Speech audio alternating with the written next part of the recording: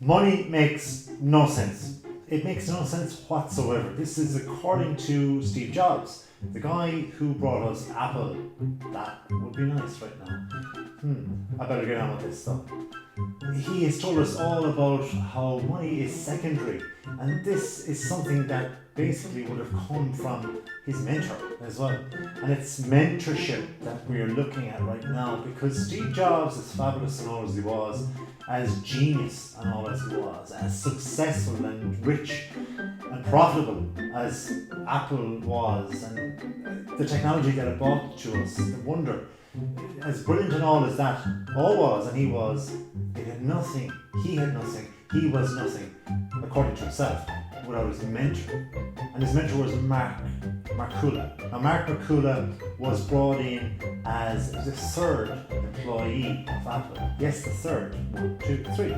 3 is your lucky number. Now Markula came on his, origination as such, his genetic origination came, believe it or not, from Finland. And that's of course where the Nokia mobile phone industry was very, very successful. So perhaps there was a link there with regard to how he saw things, or the Finnish way of thinking.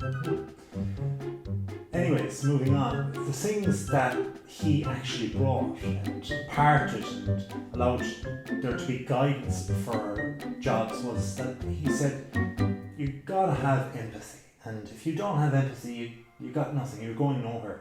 And this is why Steve Jobs felt that way down the line before he died and passed away in 2011 as a very, very successful man, he reckoned that empathy was hugely important, and that his best creation was not just the iPhone or the Pixar movie or anything like that. It was actually creating a company, a holistic company as such.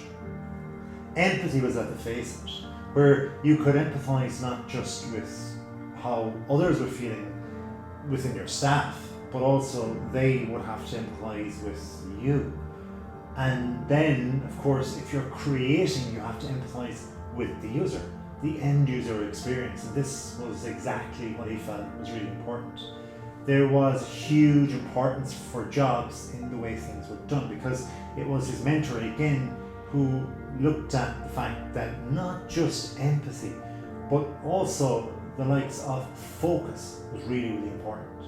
And in focusing, it was just so central to Steve Jobs' ideals within the Apple company. In fact, although he started the company back in 1976 in his own garage, years later, in 1997, he came back on board to manage and to become the leader of the Apple Corporation. And there was a lot of debate going on with regard to how to create things and how to go about things and what to create. And suddenly he shouted out loud, "Stop!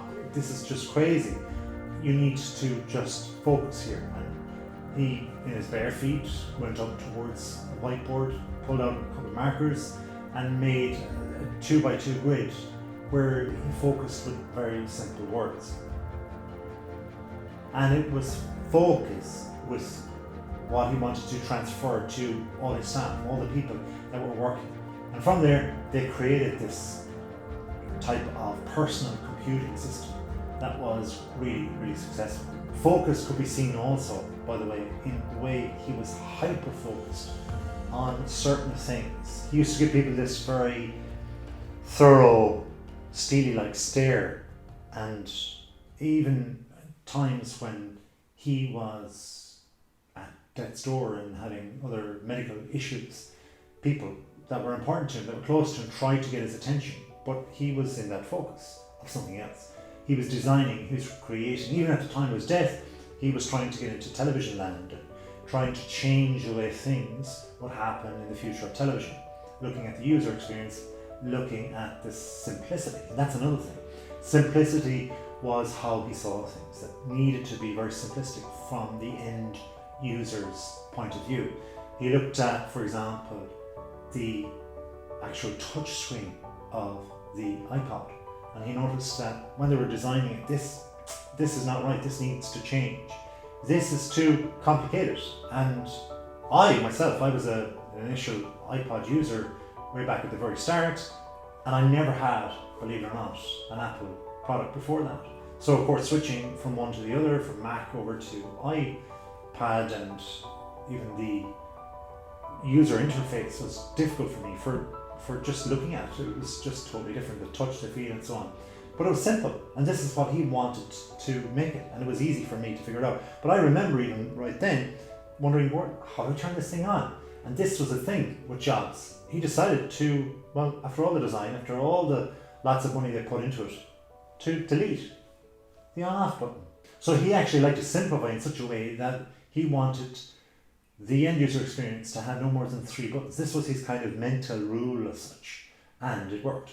Another thing that his mentor would have pushed towards him was responsibility, taking self-responsibility end to end. And end to end meant from the very start of your project, your concept, your idea, up until the very, very end. There was people that were bugged, his marketing department were really bugged by the fact that Jobs always looked at the end goal being the product itself, the just user experience, and the fact that it was actually good looking and it felt good and it was easy to use, and that this could be transferred to the majority. But the marketing department were all about price and money and cost and sales, but he was about, we'll invest more money, we just want to get the outcome out of this. If you are behind Leapfrog, this was the important message, or one of the messages that Steve Jobs left behind.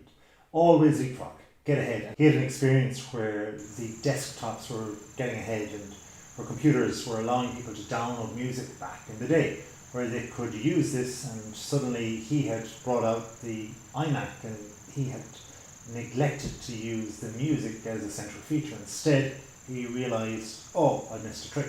Even though it was very popular and good for downloading and uploading and using photographs and stuff, there was good depth in that regard with regard to capacity, but then it didn't work with music. So he was behind on this feature, and he realised he needed to go further. He needed to hop on board and leapfrog as such. And that's what he did. He leapfrogged, and this is where the iPhone concept came out of. This is where he decided to leapfrog in front of his competition, and where he came out better on the other side. He also believed that if you bend reality, you're going to actually get ahead. And that's not just leapfrogging as such, but if you look at things from a different point of view. Now, Jobs himself spent a lot of time in his past in a Zen-like behaviour. He used his time as a college dropout in a profitable way, because when one of the things he did, he went and got a job as a night shift worker with the likes of Atari, when there was a very simple, basic Atari game, and he could see how people just pressed the button on and off they went, and they just killed and went and did whatever they had to do in that particular game. It was basic, and that's what he loved, the user experience. And he at that time also went overseas, and he went to Asia and studied yoga, meditation, these kind of things, and he used these, funneled these into his thinking, that he needed to bend reality in his own mind, that there was nothing impossible, it was just a way of doing things in a different way. And this is what he tried to communicate back to that stare, that cold-hard stare he used to have. He communicated to other people in this regard. Even though people could perceive it was bullying, most of his employees perceived it was not bullying, that it was just his way of doing things, that if you were on board with that, you too would be successful. And at the end of all the success, of all the creations, of all the innovations, people, employees, felt that they were better at doing what they did, and they had better ways of doing it. Another thing he had, another mentor he had, other than Mark, was his father. His father back in the day looked at picket fences, and they were painting. And when he was younger, he helped out his father in painting the fence and made a really good job of it. But on the other side of the fence, where it wasn't actually seen or wouldn't be seen, he decided not to paint it. Steve decided to let it be, but his father insisted it should be painted in the same preparation way that he had painted the front. And when he asked his father and said, look, nobody's going to look at it, he said, well, I'll look at it insofar as I know in my mind that it will be painted well. This is the mark of a true artist. And this mindset is what he communicated, what Steve Jobs communicated to the people, to his workers, his engineers, his innovators. And they all signed things inside and patents with pride of artistry. And this all came not just from him, but through his mentor, in that money will come and go, but the product, the aesthetics, the creativity, will stay. It's the pride of the work that takes place. So that's it. Remember your mentor. Until next time, please subscribe. If you haven't already, please do. Thanks if you have. And well, what's left but to have a wonderful day.